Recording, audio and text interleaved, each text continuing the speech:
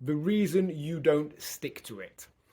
We're into week 3 of the month and talking about things related to adherence, the sticking to it side of things. The side that people nearly always report is what they struggle with. Because I'd wager everyone that ever comes to us has got started in the past. They have taken up some form of exercise, they've made some changes to their eating, and they've just not done it consistently enough for long enough to get the results they desire and maintain them. So really, adherence is probably the thing we help with more than anything.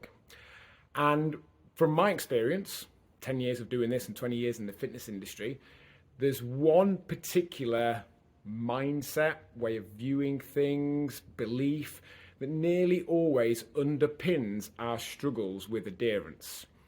And that is what you could call dichotomous thinking. It's where things are very all or nothing, black or white. We're either doing it or we're not. We're all over it, or we've, as we may describe it, fallen off the wagon. And out of all the mindsets we've got, that, I believe, for nearly everyone, is the one we would benefit the most from questioning, challenging, and changing. Because if we're all or nothing, what we're setting out to do really is be nothing. Because we know from experience that all is not going to happen.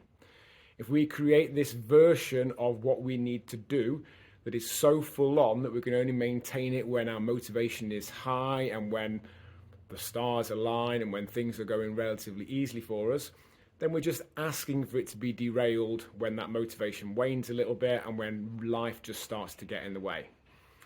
Becoming happy with knowingly suboptimal but done is what will get you results.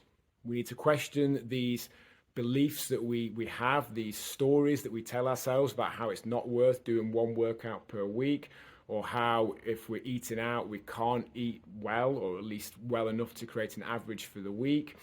How if we've eaten a certain food stuff, which ultimately, let's face it, is probably just marginally over the number of calories we might have needed for that meal, then that means somehow that we've failed and we ought to do more of it.